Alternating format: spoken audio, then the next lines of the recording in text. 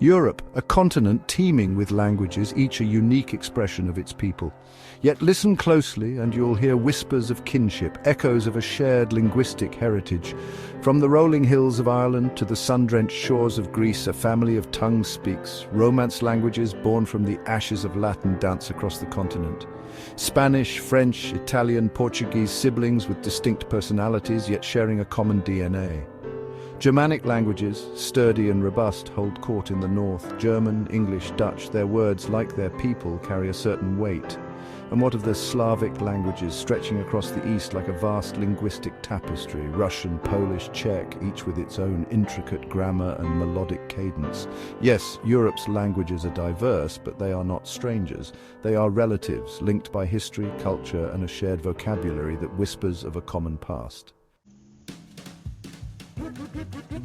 The European Union, a modern marvel, a testament to the power of unity.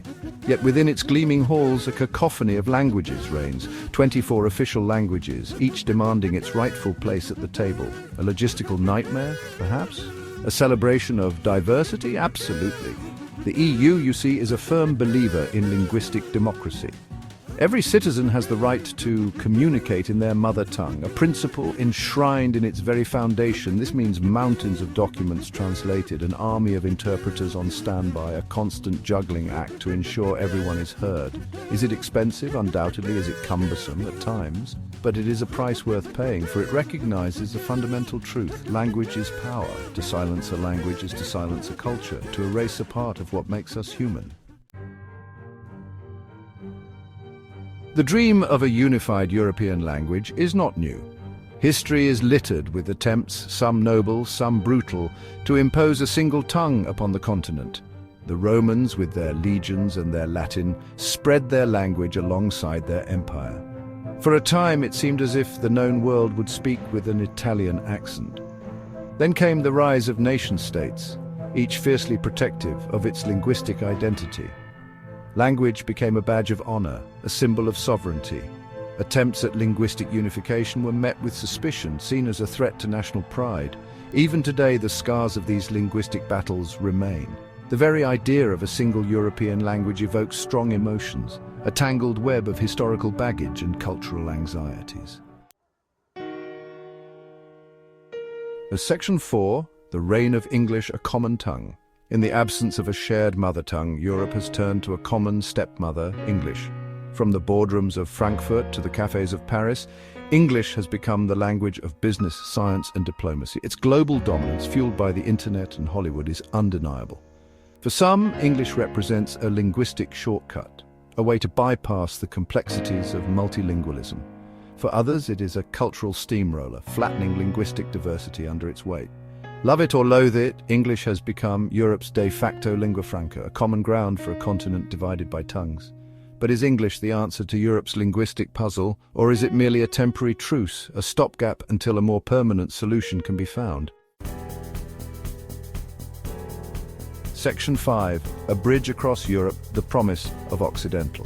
Imagine a language as simple and regular as English, yet free from its historical baggage. A language designed for ease of learning, accessible to all Europeans. This, my friends, is the promise of Occidental, a constructive language envisioned as a bridge across Europe's linguistic divide. No more struggling with irregular verbs or baffling grammatical genders. Occidental promises a streamlined, logical structure, a linguistic Esperanto for the 21st century.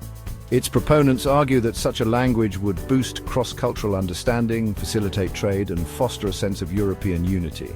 A utopian dream, perhaps, but in a world riven by division, the quest for a common tongue holds a certain allure.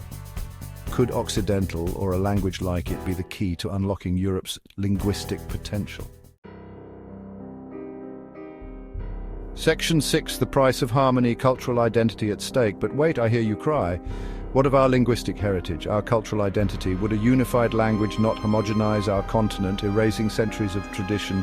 These are valid concerns, my friends, concerns that strike at the heart of what it means to be European. Language is more than just a tool for communication. It is a repository of history, a reflection of our values, a thread that connects us to our ancestors. To lose our language is to lose a part of ourselves, to become strangers in our own land. The EU, to its credit, understands this delicate balance. While it strives for unity, it also recognizes the importance of diversity. The question is, can it have its linguistic cake and eat it too? Can Europe achieve harmony without sacrificing its symphony of voices?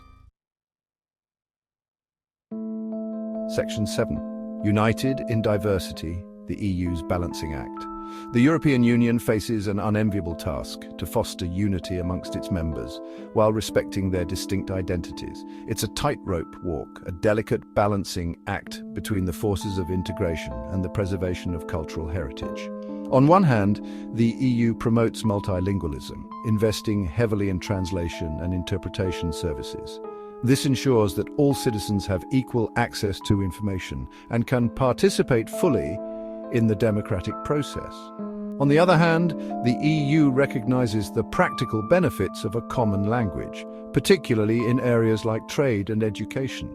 English, for now, fills this role, but its dominance is not without its critics.